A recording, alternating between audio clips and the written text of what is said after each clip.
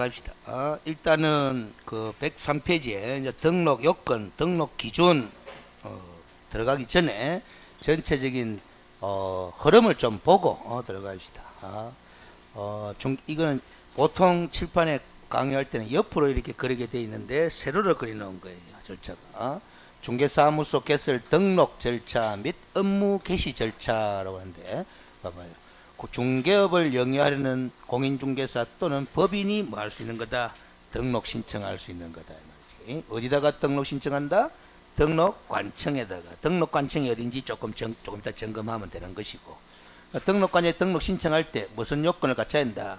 등록 기준. 지금 공부할 거. 등록 기준을 갖추고 그 등록 기준을 갖추었음을 증명하는 등록 신청 서류, 구비 서류를 갖춰 가지고 등록관청에다가 신청을 합니다. 그럼 등록 신청받은 등록관청은 며칠 이내에 7일 이내에 뭐에 따라 종별에 따라 종별이 몇 종류다? 에? 자, 요것도 과거에 시험 지문에 한번 나왔는데 이런 지문이 나왔어요. 그래서 일반적인 개업공인중개사의 종별과 등록을 신청하는 등록을 하는 개업공인중개사의 종별은 구별된다 하는 아주 좀 까다로운 문장이 나왔어요. 그래서 이 무슨 말이냐면은 일반적으로 우리가 개업공인 종별 세 종류로 이야기합니다. 법인인 개업공인중개사, 공인중개사인 개업공인중개사, 부칙 개업공인중개사 이렇게 세 종류로 이야기하는데 알다시피 부칙개업공인중개사는 기득권을 인정받아서 지금 등록한 것으로 의제 처리받아가 중개업을 계속 할 수 있도록 허용하고 있는 거거든. 그렇죠? 이 사람은 자격증이 있어요? 없어요? 없다 이 말이지. 알았어요? 그럼 이 사람은 현행법에 따라서 현행법에 따라서 신규 등록한 개업공인중개사가 아니잖아. 알겠습니까? 그래서 현행법에 따라 등록을 하는 개업공인중개사의 종별은 몇 종류밖에 없다? 두 종류밖에 없는 거요. 두 종류밖에 없는 거야. 그래서 일반적인 개업공인중개사의 종별과 등록을 행하는 개업공인중개사의 종별은 구별된다 하는 말이 온데 이 무슨 의미인지를 잘 몰라가지고 헤맨 경우가 있었어요. 그렇죠. 그 종별에 따라 어찌됐든 구분해가지고 등록 기준도 같다 다르다 말이죠. 이자의 등록 기준, 이자의 등록 기준 다르다 말이지. 구분해서 등록을 행하고 신청인에게 서면으로 등록이 된 사실을 뭐하게 돼 있다? 통지하게 돼 있다 이 말이지. 그걸 등록처분 및 통지라고 합니다. 그러면 이제 요때부터 등록이 된 거다 안 된 거다? 된 거예요. 등록처분 받았으니까. 그러면 등록한 자가 되잖아. 요때부터 무슨 신분이 되는 거다? 잘 봐요. 요 공인중개사가 요때부터는 공인중개사인 개업공인중개사가 되고 요 법인이 요때부터는 법인인 개업공인중개사가 되는 거야. 알겠습니까? 그래서 우리가 공인중개사 5글자와 공인중개사인 개업공인중개사 12글자는 구별되는 개념인 거예요. 그래서 이때부터 개업공인중개사의 신분을 가지게 됩니다. 그럼 이때부터 중개업을 하면 되나 안 되나? 돼요. 알겠어요? 근데 무조건 된다 하면 될 일이 아니에요. 이때부터 중개업을 하더라도 무등록 중개업은 아니다라는 소리예요. 등록은 돼 있기 때문에.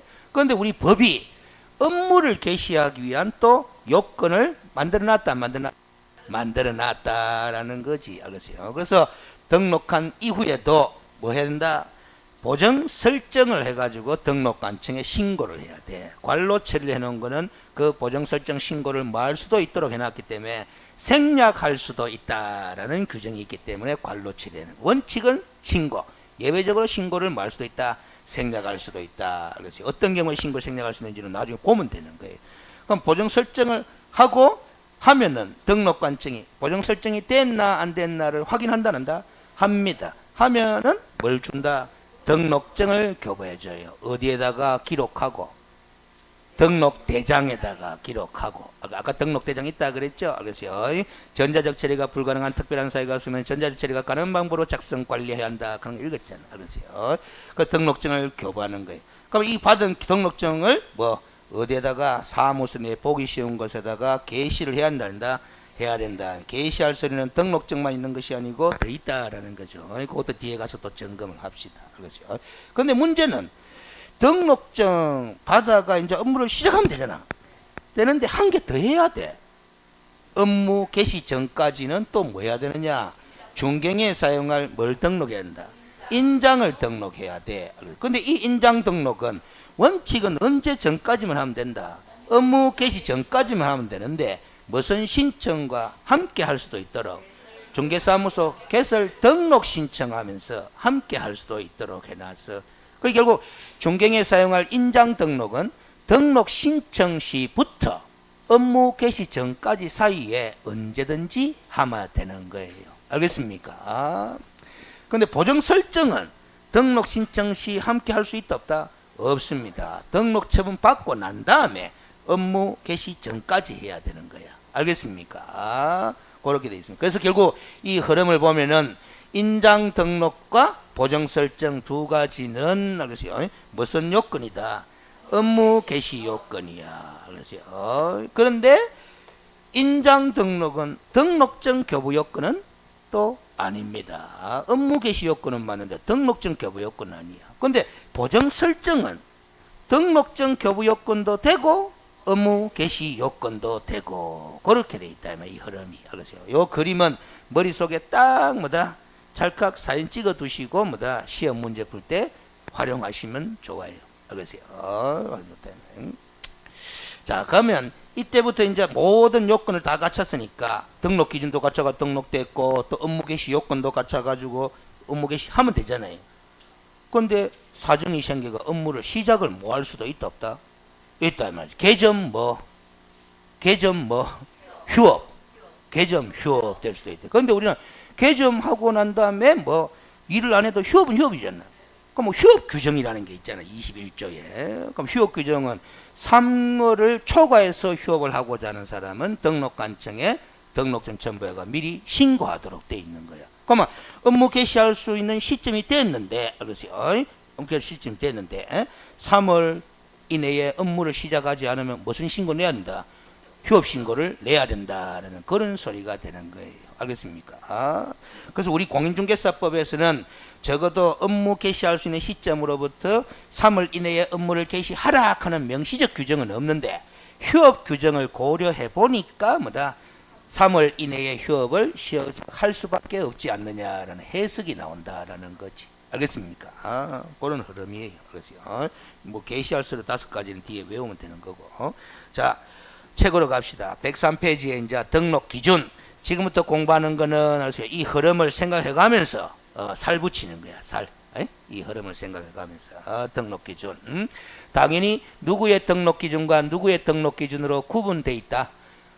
공인중개사의 등록 기준과 법인의 등록 기준으로 구분되어 있는 거죠. 근데 그 법조문을 잠시 봅시다.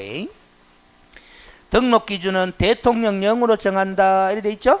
그렇죠. 이거는 이제 시행령으로 위임시켜 놨다라는 거잖아. 그 위임받은 대통령이 시행령 13조를 만들어 놨는데 두 번째 줄 딱 보니까 다만 돼 있죠. 다른 법률의 규정에 따라 중개업을 할 수 있는 법인이 아니고 뭐라고 돼 있어요? 경우돼 있잖아. 경우에는 다음 각 호의 기준, 등록 기준을 적용하지 아니한다 돼 있죠? 그렇죠. 그거 줄 딱 끝나요. 다만 가는 거. 그러면 봐봐요. 아까 다른 법률의 규정에 따라 중개업을 할 수 있는 경우는 총 몇 가지였노? 4가지였는데 3 플러스 1이죠. 근데 3 플러스 1 중에 3은 아예 등록 하나 안 하노? 안 하니까. 아예 등록을 안 해도 되니까 등록 기준하고는 무관한 거고. 그럼 등록을 하는 한계가 있잖아. 자산관리공사. 그럼 자산관리공사의 경우는 등록은 하는데 등록 기준 갖출 필요 있다 없다? 없다라는 소리예요. 알겠어요? 자산관리공사는 등록은 하는데 뭐 등록 기준을 갖출 필요는 없다. 그렇게 하시면 돼요. 알겠어요? 자, D페이지로 갑니다. 104페이지로 가서 1번에 이제 누구의 등록 기준부터 점검하자. 공인중개사의 등록 기준부터 점검하자라는 소리입니다. 알겠어요? 공인중개사의 등록 기준부터 점검하자라는 소리야. 알겠어요?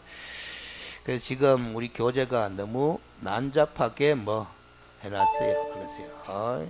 자, 그래서 화면을 한번 봅시다. 그리고 제가 버떡 줄 거라 할게요. 요건 다 공부했죠? 왜였거나. 그렇죠? 다른 법률의 규정에 따라 중개업을 할 수 있는 경우 3 플러스 1은 등록 기준 적용한다 안 한다? 안 한다라는 거죠. 먼저 공인중개사의 등록 기준부터 보자 말이죠. 몇 가지로 돼 있다? 두 가지로 돼 있어요. 가, 못 가, 나, 못 가. 무슨 교육 받아라? 실무 교육 받아라라는 겁니다. 알겠습니까?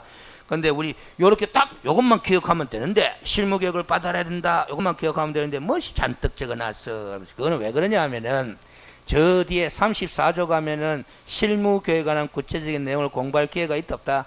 있습니다. 거기 있는 내용을 미리 앞에 땡겨놔서 그런 게야. 알겠습니까? 일단은 지금 우리가 공부하는 거는 뭐 기준 머릿속에 집어넣는 게 중요하다. 등록 기준 집어넣는 게 중요해. 무슨 교육 받아야 된다? 실무 교육 받아야 된다. 첫째. 그러세요. 사전 교육입니까? 사후 교육입니까? 사전 교육. 등록 신청하기 전에 받는 교육이니까 사전 교육이지. 알겠습니까? 그렇죠. 그 다음에 나목 두 번째 등록 기준이 좀 길어요. 그러세요. 요 사무소 확보와 관련해서 우리가 출제거리가 몇 가지가 있다 이 말이에요. 건축물 관로는 일단 건너뛰고 있습니다. 건축물 대장에 기재된 건물의 중개사무소를 확보할 것 돼 있다 이 말이지. 알겠어요? 그럼 일단 건축물 대장이 있어야 된다 없어야 된다? 있어야 된다라는 겁니다. 알겠어요? 그럼 뭐가 건축물에는 사무소 개설 등록할 수 있다 없다? 없다라는 소리가 되는 거예요. 알겠습니까? 그런 게 출제거리가 되는 거지. 요걸 공부했으면 그런 거는 여러분들이 응용할 줄 아셔야 되는 게야. 알겠어요? 에? 무슨 얘기죠? 그러니까 미등기 건물에는 사무소 개설 등록할 수 있다 없다? 있다. 그래서 건축물 대장이 있으니까. 알겠습니까? 그런 거다 이 말이지. 그런데 이제 잡아요. 관로를 봅시다. 가설 건축물 대장은 제외한다라고 돼 있지. 가설 건축물 대장도 가설 띠뿐만 건축물 대장 아이가 간다 이 말이야. 근데 법에서 명시적으로 가설 건축물에는 등록을 할 수 있다 없다? 없다라는 걸 명확하게 해놓은 게 아무리 대장이 있어도. 알겠죠? 그건 됐고. 그 다음에 관로 또 봐봐요. 준공검사, 준공인가, 사용승인, 사용검사 등을 받은 건물로서 건축물 대장에 기재되기 전에 건물을 만다 포함한다. 이게 붙는 바람에 이제 좀 문제가 생기는 거야. 지금까지 공부한 바에 건축물 대장은 있어야 한다 없어야 한다? 있어야 된다라고 공부를 했는데 갑자기 두 번째 이 관례를 보면은 건축물 대장에 기재되기 전에 건물을 포함한다 하니까 대장이 없는 건물도 등록이 가능하다 불가능하다? 가능하다라는 거예요. 그래서 시험 지문 낼 때 말장난이 있을 수 있는 거야.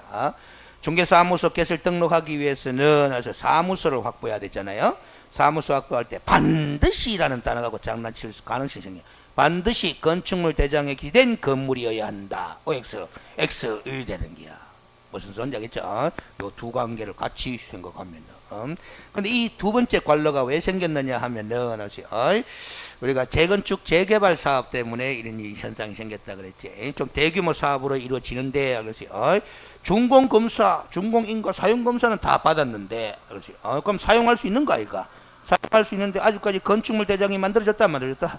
안 만들어졌다. 그럼 건축물 대장 만들 때까지 사용할 수 있는 상가 건물이 있는데 중개사무소 개설 등록한다 뭐 한다? 뭐 한다? 대장이 없으니까. 그래서 알겠어요. 이거 현실적으로 민원이 많이 쏟아지니까 법을 시행령을 개정해가 요 관로를 붙인 거야. 처음에 요 관로가 없다가. 알겠습니까? 그래서 붙은 겁니다. 그 다음 확보할 때 확보의 의미가 소유하든지 전세하든지 임대차든지 사용대차 등의 방법으로 확보하면 되는데 등이니까 어떤 방법을 동원하든지 간에 무슨 건만 확보해라. 사용권만 확보해라. 반드시 자기 소유의 건물일 필요는 있다 없다? 없다라는 거예요. 알겠습니까? 요렇게 사무소 확보 기준을 이해하시면 돼. 그러세요. 이게 중개사무소 개설 등록 기준입니다. 누구의? 공인중개사의 등록 기준입니다. 자, 그러면 봐봐요. 물어보겠습니다. 공인중개사로서 시험 지문이라고 생각하고 판단해요. 공인중개사로서 사무소 개설 등록을 하기 위해서는 손해배상 책임을 보장하기 위한 보정 설정을 하여야 한다. 보정 설정을 하여야 한다. 등록을 하기 위해서는 보정 설정을 하여야 한다. OX. 요 보정 설정하라 하는 말이 어디 있노? 알겠어요. 그 아까 절차 흐름도를 갖다가 어디가 봐봐요. 보정 설정은 등록하고 난 다음에 하잖아. 등록하고 난 다음에 하잖아. 근데 제가 시험 지문을 어떻게 냈어요? 공인중개사로서 사무소 개설 등록을 하기 위해서는 손해배상 책임을 보장하기 위한 보정 설정을 해야 한다. 그럼 틀린 거 아이가? 보정 설정 안 돼 있어도 등록한다 뭐 한다? 한다 이 말이에요. 알겠어요? 그렇죠. 방금 이리 공부했는데도 알겠어요? 그런 표현을 갖다가 응용을 못 하는 거예요. 알겠어요? 근데 이런 정도는 알겠어요? 문제풀이를 통해서 사후 수습이 돼요. 문제풀이를 통해서. 알겠습니까? 네? 문제풀이 통해서. 됐죠? 그걸 또 바꿔서 봐봐요. 공인중개사가 중개사무소 개설 등록을 하기 위해서는 중개에 사용할 인장을 등록하여야 한다. 그것도 틀린 거야. 인장 등록은 업무개시 전까지만 하면 되는 거야. 알았어요? 마찬가지. 그런데 인장 등록 언젠가는 하긴 해야 되겠지. 그런데 시험 지문은 등록을 하기 위해서는 했잖아. 그래서요. 업무를 개시하기 위해서는 이런 말 안 썼다 이 말이에요. 그래서요. 이 문제풀이까지 겸해서 강의하면 여러분들은 더 이해는 빠른데 진도를 못 나가. 알겠어요. 그런 게다 말이에요. 됐죠? 자, 줄 꺾고 갑시다. 104페이지에 양갈로 1번에 실무교육 받을 거 하는데 뭐 간단한데 뭐 잔뜩 적어놨다. 뒤에 걸 땡겨놔서 그렇다 그랬어요. 자, 그래서 첫 번째 줄 끝에 줄 것입니다. 등록 신청일 전 1년 이내에 시도이사가 실시하는 실무교육을 받아야 한다. 그거 줄 것입니다. 그럼 됐고 동그라미 2번으로 갑니다. 그러세요. 줄 것입니다. 폐업 신고 후 영업하다가 개업공인중개사로서 폐업했다가 1년 이내에 사무소 개설 등록을 다시 신청하려는 자, 그거 줄 것입니다. 이 사람이 다시 등록 신청하잖아? 등록 기준 갖춰야 되거든? 근데 폐업한 지 1년 지났다, 지났다? 안 지났기 때문에 실무교육 안 받아도 된다라는 소리를 거기에 적어 놓은 거예요. 알겠습니까? 거기에 적어 놓은 거예요. 그래서 우리가 이 표현을 보면은 폐업한 지 1년도 안 지났다라는 것은 오래 지나지 않았다라는 거고 업무의 연속성을 감안해서 신규 등록 신청할 때 등록 기준으로 요구하고 있는 실무교육을 면제시켜 주는 거예요. 알겠습니까? 그렇게 일하시면 돼요. 근데 이런 경우도 있을 거예요. 말이지.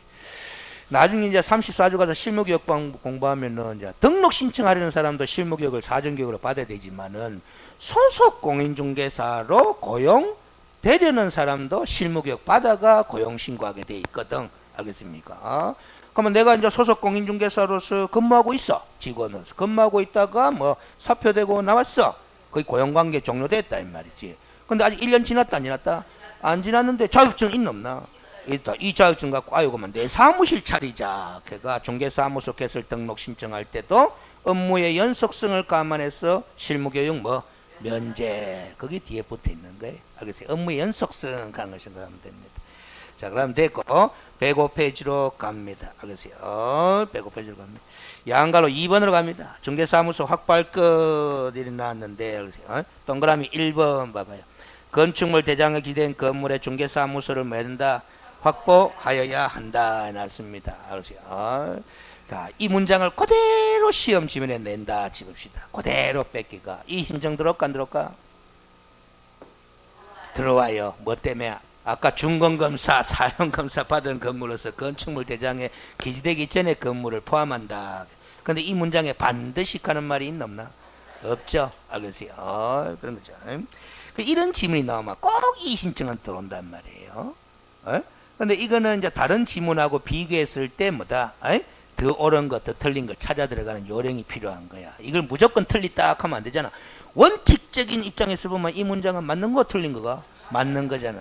그러면 아예 시험 출제자가 원칙적으로 하는 말을 집어넣어 주마. 이 신청하겠나 안 하겠나? 안 하겠죠? 근데 그런 걸 단어를 써주면은 힌트를 주는 거야. 응시자들한테. 그렇죠? 아까 사용검사 받은 건물로서 건축물 대장 기대기 전에 건물도 포함한다. 그냥 이걸 뭐 힌트를 주게 된다. 그래서 함부로 못 쓰는 거예요. 그렇죠? 그래서 문제풀이를 좀 많이 해봐야 됩니다. 그렇죠? 자, 근데 그렇죠? 세 번째 줄 끝에 줄 것이다. 다만 건축물 대장에 기대지 아니한 건물의 사무소를 확보할 수도 있을 겁니까? 그때는 대장의 기재가 지연되는 사유를 적은 서류도 위에라 함께 내라. 그거 줄 거는 씁니다. 그렇죠? 나중에 다시 나올 겁니다. 그렇죠? 대장이 원칙적으로 있어야 되는데 와 없노. 그 이유가 뭐고 그 사유를 적은 서류도 등록 신청 서류로 내라라는 소리입니다. 그래서요. 내라는 소리. 자, 그 다음에 마지막 줄에 가면 1번의 마지막 줄에 소유권 보존 등기가 격려된 건물일 필요는 없다. 그거 줄 거는 됩니다. 그래서 아까 미등기 건물도 등록이 가능하다 불가능하다? 가능하다. 뭐가 건물은 등록이 안 되겠지만 그러세요. 자, 그 다음에 동그라미 2번으로 갑니다. 2번으로 갑니다. 세 번째 줄 거예요. 반드시 등록하려는 자의 소유일 필요는 있다 없다? 없다. 그거 줄 겁니다. 무슨 것만 확보하면 된다? 사용권만 확보하면 된다라는 거죠. 그 다음에 동그라미 3번 중개사무소의 면적에 대한 제한은 있다 없다? 없다. 그거 줄 거놓으면 됩니다. 그렇죠. 면적에 대한 제한은 없습니다. 그렇죠. 이게 영향을 좀 있으면 좀 더 이야기합시다. 동그라미 4번으로 갑니다. 그렇죠. 4번으로. 이거는 나중에 어디에 활용해 볼 거냐 하면은 공동사무소 가는 것 들어봤죠? 뭐 합동사무소 갈 수도 있는데 지금 공동사용 이런 용어를 씁니다.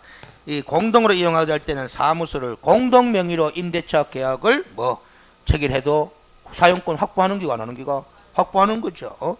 그런데 공동사용하는 2명 이상 중에 한 사람이 1인 명의로 임대차 계약을 맺고 공동사용하는 다른 사람한테 또 뭐다 사용 승낙을 해줘도 된다 안 된다? 된다. 알겠어요. 그래도 사용권을 확보하게 되는 거잖아요. 그렇죠.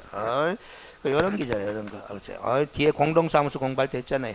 이미 A라는 개업 공인중개사가 사무소 개설 등록회가 영업하고 있다 안 하고 있다? 하고 있다. 그 A의 친구 B가 자격증 취득회가 사무소 개설 등록 신청하려고 그래요. 실무교육은 지가 받았어요.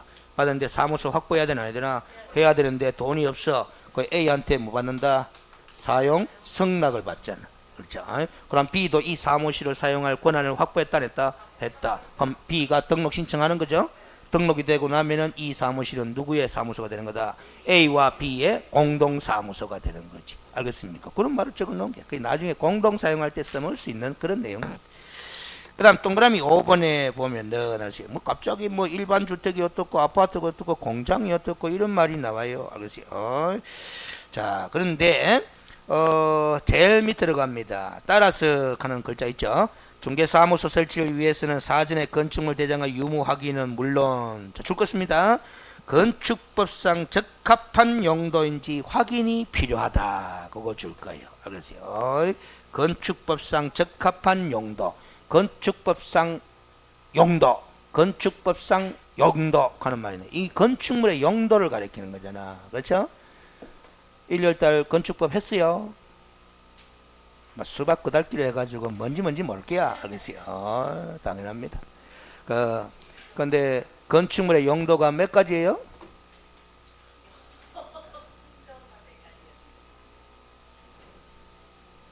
문 21개라. 건축물의 용도가. 건축물의 용도 하는 거는 알겠어요. 이런 명칭을 쓰는 게 용도입니다. 단독주택, 공동주택, 1종 근린생활시설, 2종 근린생활시설, 뭐 업무시설, 교육연구시설, 알겠어요? 판매시설, 의료시설, 뭐 그 다음에 창고시설, 알겠어요? 그 다음에 뭐 폐기물 관련 시설, 국방시설, 교정시설, 장례식장, 야영장, 그렇죠? 관광 휴게시설, 숙박시설, 위락시설 이런 것들 쭉쭉 몇신 들어봤지? 그거 다 외우셔야 됩니다. 몇 개 외운다? 30개 외워야 됩니다. 제가 지금 30개까지는 못 갔는데 알겠어요? 30개 외우셔야 됩니다. 순서는 중요한 게 아닙니다. 알겠어요? 30개 외우. 이 30개 명칭이 건축물의 용도입니다. 알겠어요? 용도입니다. 장례식장 가는 것도 별도의 용도예요. 야영장 시설 가는 것도 뭐 별도의 용도예요. 국방 관련 시설도 별도의 용도예요. 알겠어요? 최근에 구분돼서 그래. 옛날에는 28개였는데 지금은 30개예요. 알겠어요? 근데 30개 그 명칭을 이렇게 기억하세요. 공법 수업한다 생각하고 무슨 용도다? 주용도다 이렇게 생각하시면 돼. 알겠어요? 주자를 갖다 붙이가 공부해.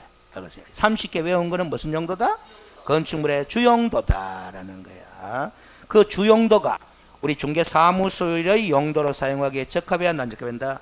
적합해야 된다. 그 말을 줄 건 거야. 알겠습니까? 그럼 30개 그 주용도 중에 어떤 용도로 분류되는 건축물이라야 중개사무소 개설 등록이 가능하냐라는 거야. 그걸 등록관청에서 확인한다는다?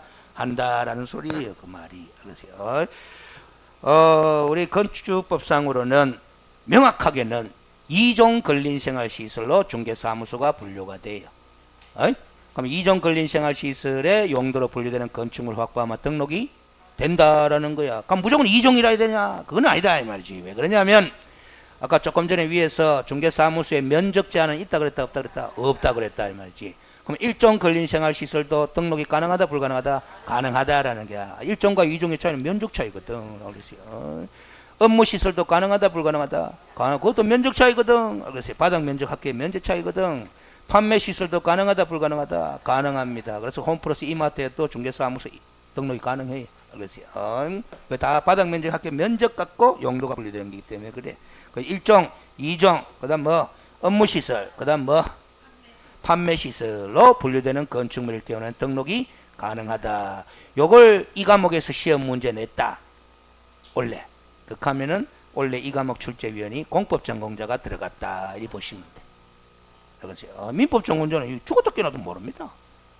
무슨 소리인지 알겠죠? 이 과목은 주로 법 전공자가 들어가는데 민법 전공자가 자주 들어가긴 들어가는데 때때로는 공법 전공자들도 좀 자주 들어가는 편이에요. 알겠습니까?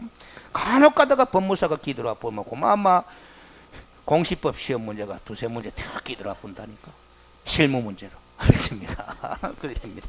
자기 전공 분야니까 그럴 수밖에 없어요. 자, 근데 제가 주용도 했잖아.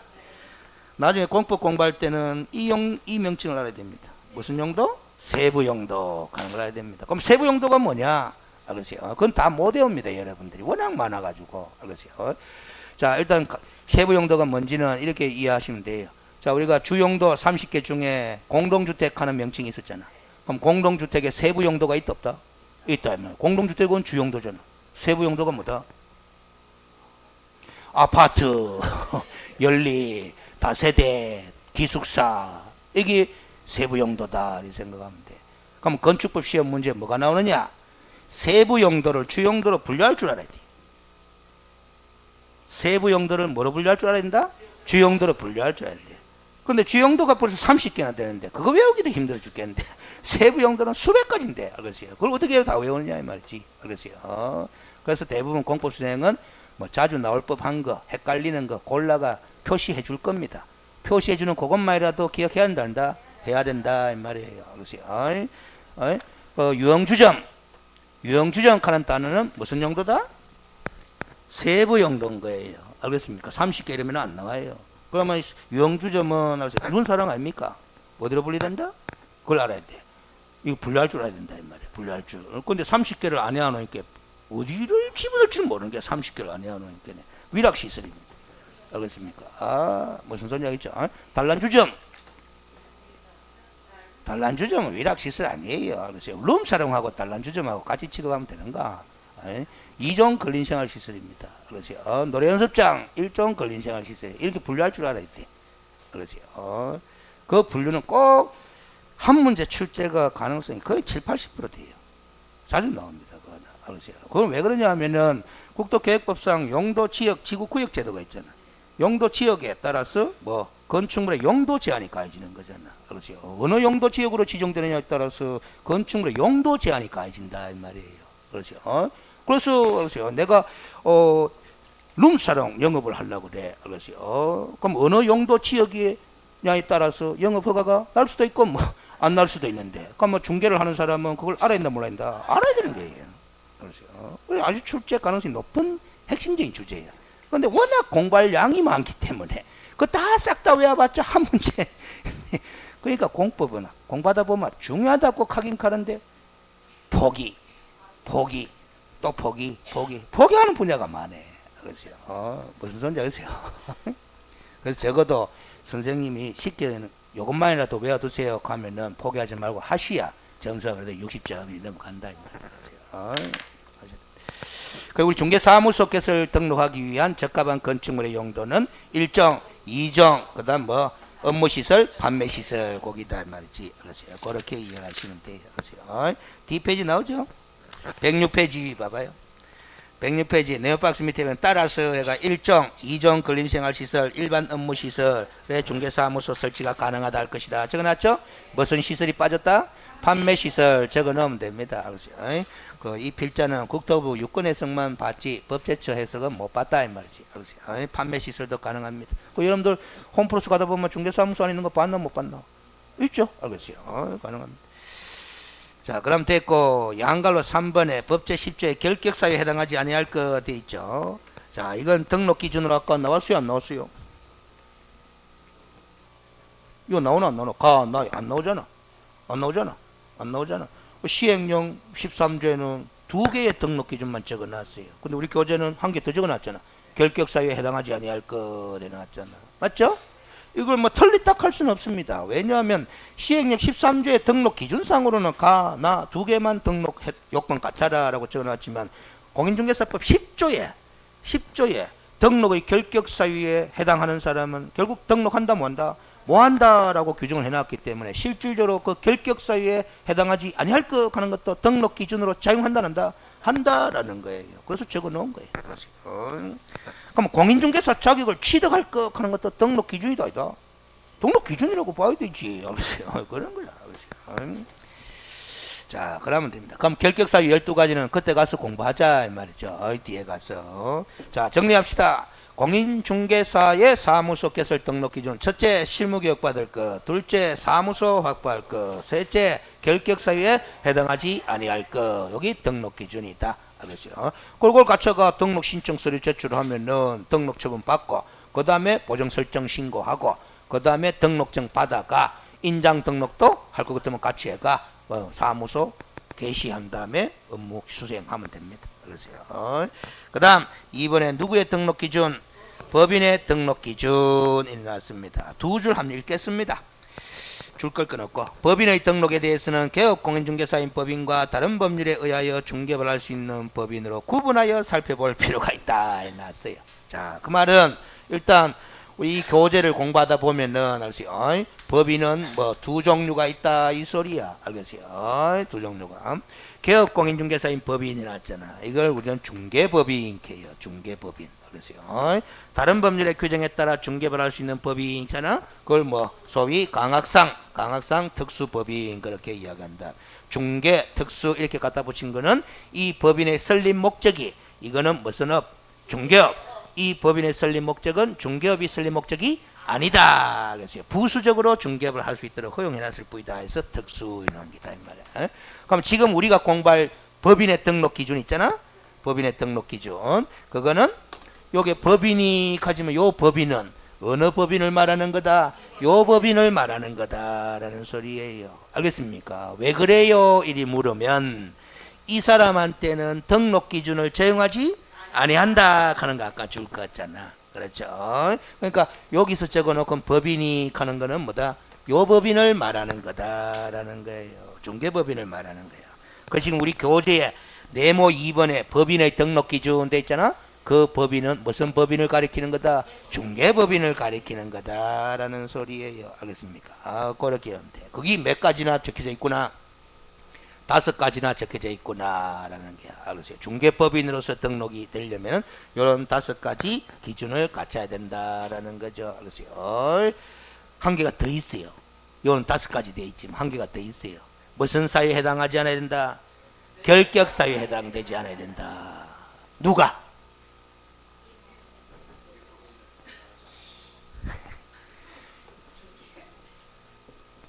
법인도 사람이잖아요.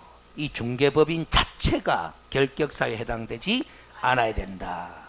근데 그 중개법인의 뭐다? 뭐 인적 구성원이 있다 이 말이지. 그래서 우리가 사원 또는 임원이라고 하는 그 사원 또는 임원 중에 어느 한 사람이라도 무슨 사유에 해당되지 않아야 된다?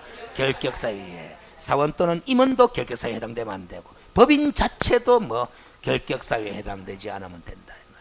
그러면 법인으로서 등록이 가능하게 됩니다. 일단 요 5가지 하나씩 또 보자라는 거죠.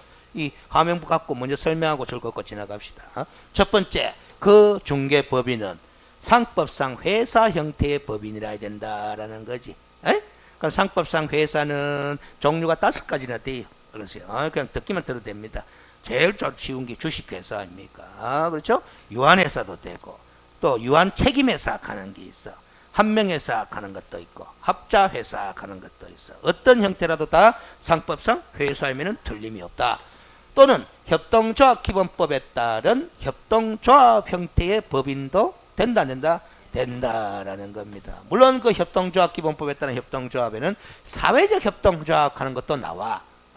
그런데 그 사회적 협동조합은 영리법인이 아니기 때문에 제외한다 이렇게 돼 있다 이 말이지. 알겠어요?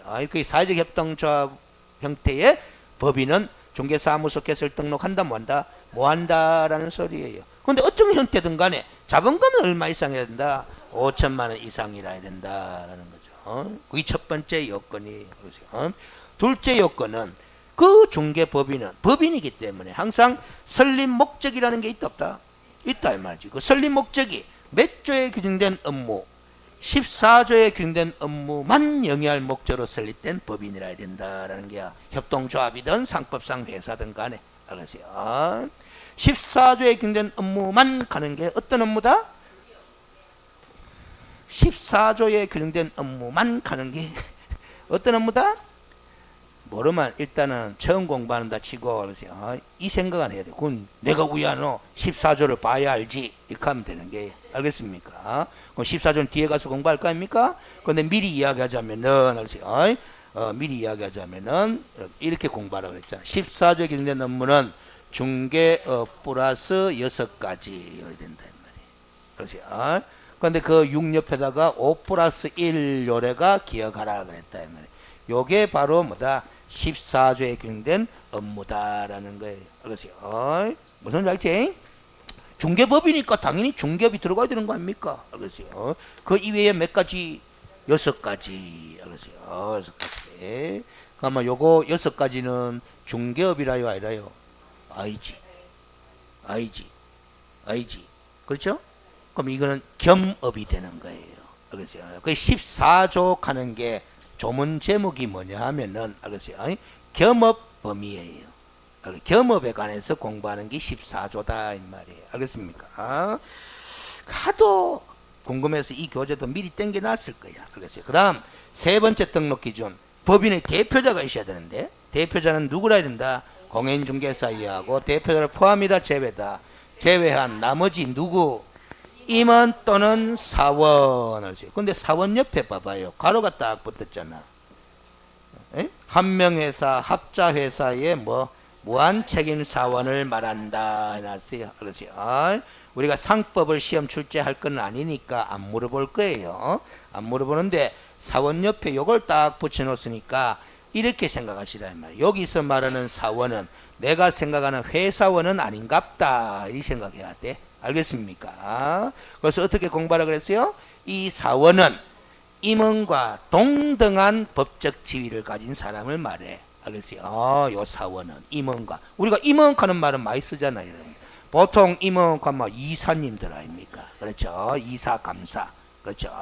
그런데 이제 한명회사나 합자회사 형태로 가게 되면은 임원이 등장을 안 해요.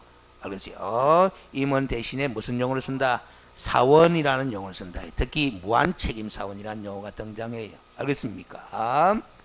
그 사원이 결국 임원의 역할을 수행하는 거예요. 알겠습니까? 그래서 여러분들은 상법 알 필요는 없으니까 사원은 뭐와 똑같은 지위, 임원과 똑같은 지위다 이렇게 생각하면 되는 거예요. 회사원은 아니다 이 말이야. 그래서요. 그러니까 대표자를 제외한 나머지 임원의 몇 분의 1, 3분의 1 이상이 공인중개사로 구성이 되라라는 거야.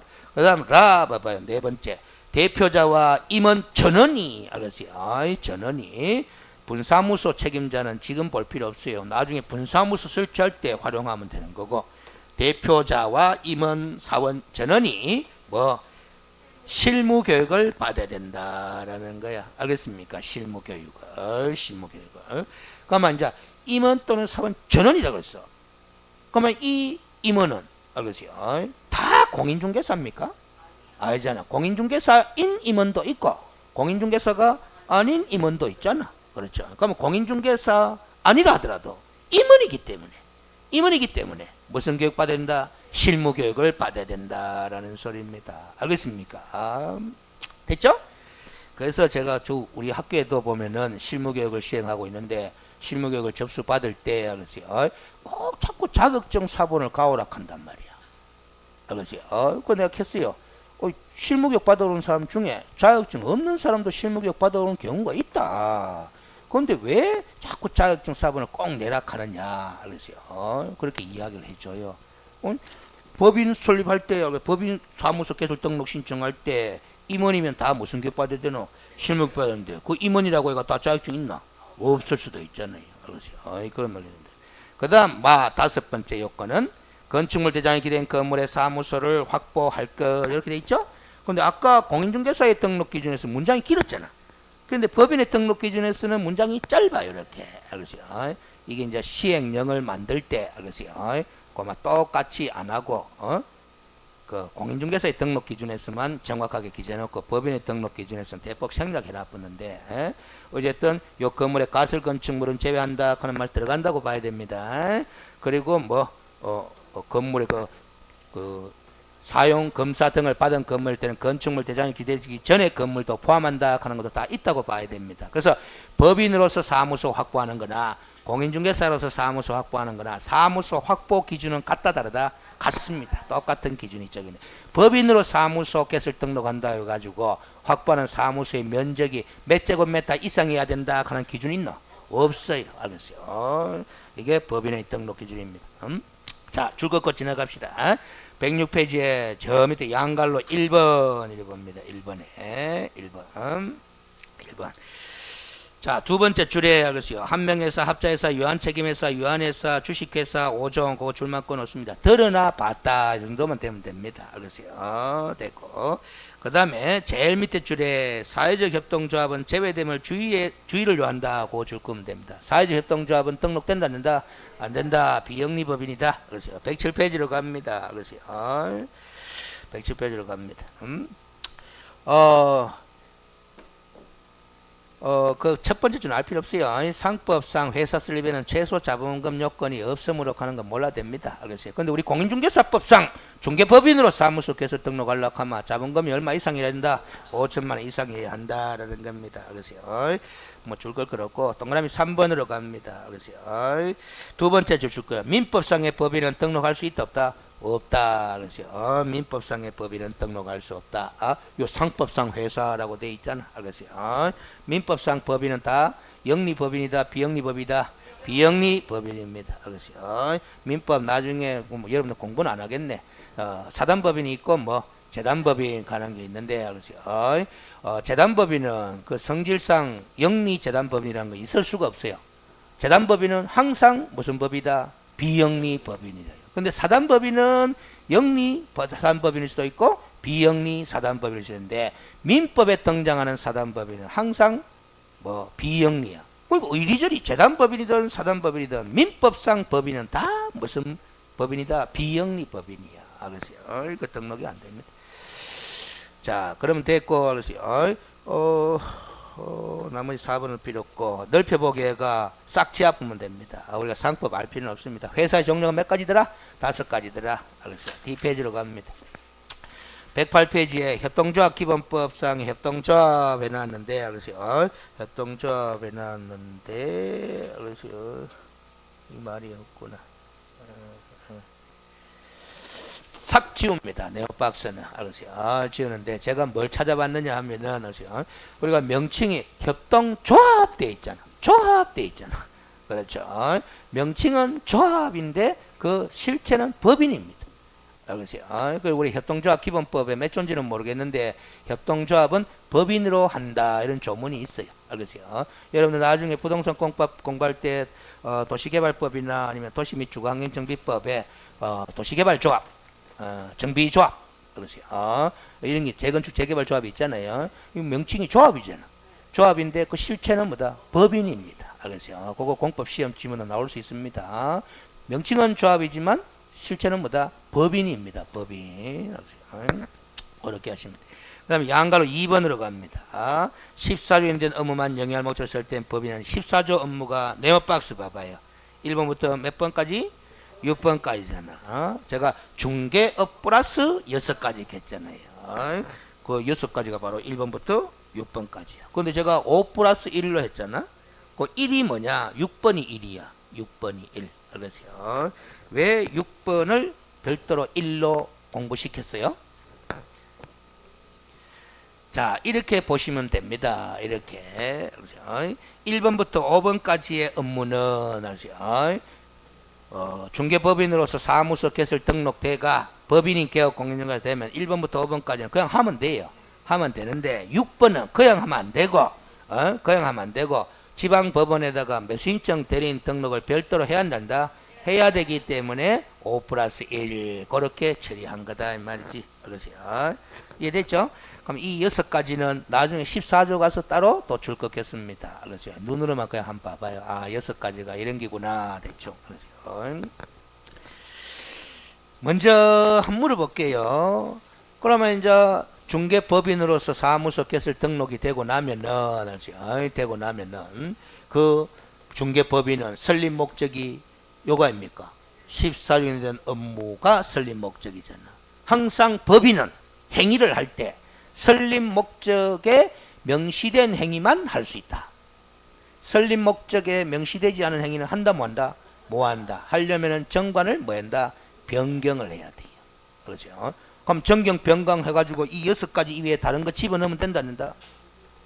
정관 변경해가 상법 절차상으로는 되겠죠? 상법 절차상으로는 됩니다. 그럼 변경시켜버리면은 어떤 현상이 생기냐면은 그렇죠? 중개사무소 개설 등록 기준에 적합 부적합하게 되죠. 그럼 우리 공인중개사법에 따라서 등록이 취소될 수 있어요.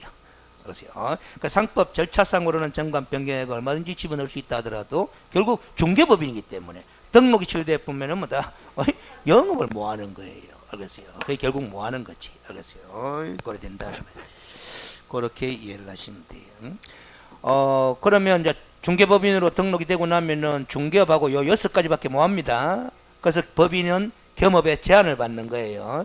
자, 그러면 공인중개사로서 등록한 공인중개사인 개업 공인중개사는 14조 가면은 겸업에 제한을 받느냐? 안 받아요. 겸업 제한이 없어요. 그러니까 공인중개사인 개업 공인중개사는 중개업 이외에 이 법인의 겸업인 이 6가지도 한다 뭔다 할 수 있고 이 6가지 이외에 다른 영업도 할 수 있다 없다? 있다. 알겠어요. 겸업 범위가 훨씬 넓다. 누구는? 공인중개사인 개업 공인중개사는 일단 그렇게 해두고 지나갑니다. 세 번째 양가로 3번으로 갑니다. 알겠어요. 자, 고딕체 갖고 표시하고 갑니다. 대표자 동그라미, 공인중개사 동그라미, 제외 동그라미, 3분의 1 이상 동그라미. 제가 동그라미 치라고 했는데 동그라미 치기가 부적절하면 줄을 껐든지 알아서 하세요. 그 표현들만 정확하게 인식하면 이 세 번째 등록 기준은 별 문제가 없어요. 그렇죠? 그런데 여러분들 입에는 항상 이 단어가 익숙해져 있어. 뭐 과반수. 입에는 항상 뭐 과반수 단어가 익숙해져 있어. 그 3분의 1 이상 하는 자리에 뭐 과반수가 공인중개사일 것 하면 뭐 그냥 막 하면서 지나갑니다. 알겠어요? 주의하시라 이 말이지. 그러세요. 그러면 됐고 109페이지로 갑니다. 양갈로 4번으로 갑니다. 자, 전원이 동그라미 칩니다. 실무교육 동그라미 치면 됩니다. 대표자와 임원 전원이 무슨 교육 받는다? 실무교육 받아야 됩니다. 그렇죠. 마찬가지 이런 논리입니다. 대표자와 임원에 해당되는 사람이 다 실무교육 받았겠잖아. 근데 이놈의 대표자가 그렇지요. 이놈의 대표자가 다른 사무실에서 소속 공인중개사로서 근무하다가 그렇지요. 사표 내고 나와가 이 중개법인의 대표자가 될 수도 있나 없나? 있죠. 근데 사표 낸 지 1년 지났다 안 지났다? 안 지났으면 업무 연속성을 감안해서 실무교육 뭐 면제 일이 됩니다. 알겠습니까? 그렇게 다 이해하시면 돼요. 임원도 마찬가지 논리입니다. 알겠어요? 그렇게 했습니다. 자, 그러면 됐고, 그렇어요. 양갈로 5번에 사무소 확보할 거 되는데 첫 번째 줄에 공인중개사의 등록 기준과 마찬가지로 돼 있죠? 그거 줄 딱 끊어요. 마찬가지 하는 글자 지압부고 동일 그렇게 적어요. 그러니까 공인중개사의 등록 기준과 사무소 확보 기준은 같다 다르다? 같습니다. 알겠어요? 그렇게 이해를 하시면 돼요. 그 다음에 양갈로 6번에 봐봐요. 임원, 전원이 무슨 사유에 해당되지 않을 것? 결격 사유에 해당되지 않을 것. 아까 이미 이야기했잖아. 요는 안 나오지만 그렇죠. 이런 게 중개법인의 등록 기준이다. 자, 됐고 이 등록 기준은 시험에 자주 나오는 표현입니다. 알겠어요? 110페이지에 넓혀보기 해놨어요. 넓혀보기. 제목 봐봐요. 다른 법률에 의하여 중개발할 수 있는 소위 특수법인의 종합 해놨잖아. 그 종류 해가지고 양갈로 1번에 한국자산관리공사가 있죠? 동그라미. 양갈로 2번에 지역농협등 조합 있죠? 동그라미. 제가 읽는 글자를 찾아가 동그라미 치면 됩니다. 양갈로 3번에 산업단지관리기관 동그라미 딱 치면 됩니다. 양갈로 4번에 지역산림조합 동그라미 딱 치면 됩니다. 요 명칭만 기억해 두시면 돼요. 앞에 법 이름은 정확하게 안 해야 돼. 그냥 다른 법률이 생각하면 돼. 알겠어요? 그럼 됩니다. 그런데 2번에 보면 등록 규정의 적용 여부 해놨죠?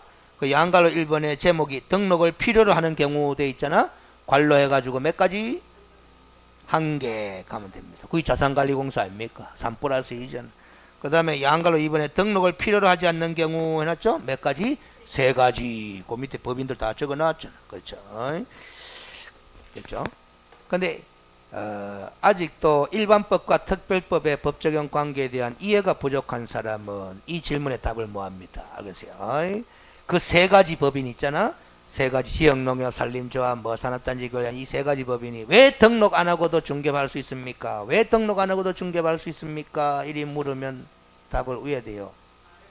그 다른 법률에서 등록을 하지 않고도 중개업을 할 수 있다라는 규정을 두고 있어서 그렇다. 그렇게 답을 하시면 돼. 알겠습니까? 그런데 자산관리공사는 그 다른 법률에 그런 규정이 없다. 그래서 공인중개사법에서 등록해야 되지 않느냐. 그렇게 이해하시면 돼. 그 다음에 3번에 업무 범위 등 해놨죠. 알겠어요? 업무 범위 등. 이거는 지금 안 봐도 됩니다. 해당 부분 하면서 다 자동적으로 정리가 되게 돼 있어. 알겠어요? 정리되어 있습니다. 자, 그럼 다 됐고 오른쪽 111페이지로 갑니다. 이제 등록 신청. 등록 신청. 아까 흐름도 봤죠? 흐름도 늘 생각하면서 정리합시다. 등록 관청에다 등록 신청하잖아. 그럼 등록 관청이 어디냐? 그것만 점검하면 된다라는 거죠. 자, 양갈로 1번에 갑니다. 줄 거 씁니다. 관로까지 줄 다 깎아야 돼요. 중개사무소를 두려는 지역을 관할하는 시장, 군수, 구청장이다. 그 줄 다 끄면 됩니다. 알겠어요? 시장, 군수, 구청장이다. 알겠어요? 근데 그 관로에 보면은 두 번째 관로가 시장 옆에 붙었잖아.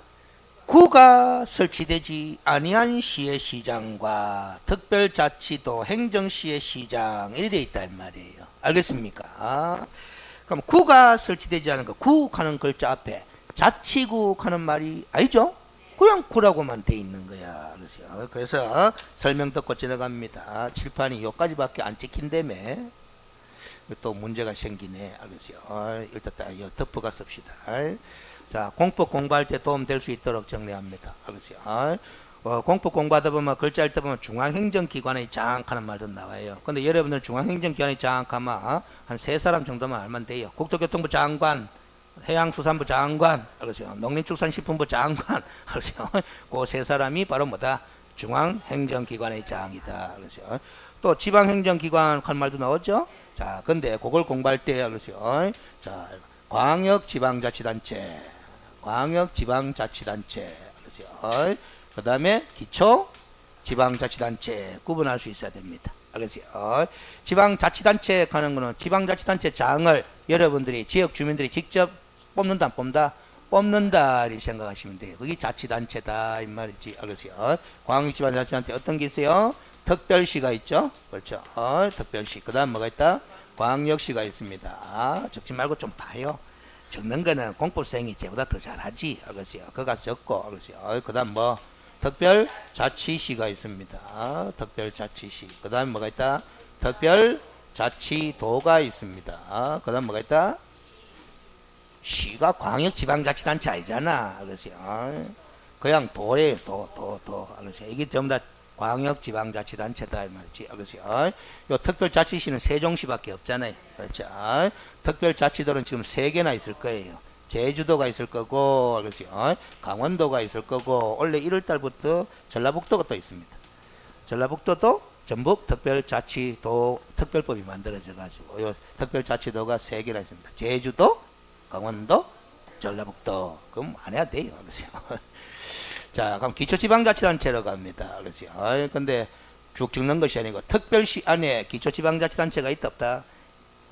있습니다. 그래서 구가 있잖아. 구 자치구가 있잖아요. 자치구가 27개인가 29개인가 있잖아요. 그래서 강서구청장, 강남구청장, 송파구청장 전부 다 기초지방자치단체장들이잖아요. 그래서 거기에 의회가 있다 없다? 있습니다. 아까 지방자치단체 조례 가잖아. 그래서 다 조례가 있는 거예요. 특별시에도 조례가 있나 없나? 있어요. 강남구청에도 조례가 있다 없다? 있어요. 알겠습니까? 그런 거다 말이에요. 지방자치단체이기 때문에 다 의회가 있는 거죠. 광역시 안에도 구가 있나 없나? 있어요. 자치구가 있죠. 근데 군이 또 있습니다. 알겠어요. 달성군, 울주군, 군의군도 되고 광역시 들어와 있다. 이거 군이, 이 군도 자치군입니다. 알겠어요. 특별자치시에 기초지방자치단체가 있다 없다? 세종시에 없습니다. 없습니다. 밑으로 와봅니다. 그래서 읍면동밖에 없어요. 에? 읍면동밖에 없다 이 말이지. 에이? 됐죠? 그 다음 특별자치도인데 제주도에 기초지방자치단체가 있다 없다? 없습니다. 알겠습니까? 시가 있습니다. 시가. 이 시가 제주시 서귀포시거든. 근데 이 시는 자치단체가 아니에요. 아닌데 그래서 이걸 갖다가 행정시 간다. 행정시. 그 행정시라고 안 적어놨나? 알겠어요. 특별자치도의 행정시 시장이라 안 적어놨나? 알겠어요. 됐죠? 알겠어요. 됐어요? 강원도나 전라북도에는 알겠어요. 기초지방자치단체가 있습니다. 알겠어요. 뭐가 있다? 시, 군이 있습니다. 이 다 자치시예요. 알겠어요. 전라북도하고 강원도에 가면 다 시가 있죠. 원주시, 다 춘천시, 다 자치단체 아닙니까? 알겠어요. 군도 있죠. 군도 있죠. 자, 그 다음 도에 기초지방자치단체 이것도 없다? 있습니다. 시와 군이 있습니다. 이것도 다 자치시예요. 알겠어요. 우리 경상북도에 보면은 알겠어요. 청송구 있다, 또 영덕구이다 다 있잖아요. 알겠어요. 그리고 안동시도 있잖아요. 그래서 다 기초지방자치단체다. 알겠어요. 자, 근데 이 도에는 경상북도를 생각해도 됩니다. 알겠어요. 이 도에는 자치시를 갖다가 좀 세 가지를 구분해야 돼. 알겠어요. 일반시가 있고, 알겠어요. 대도시가 있고, 그 다음에 특례시가 있습니다.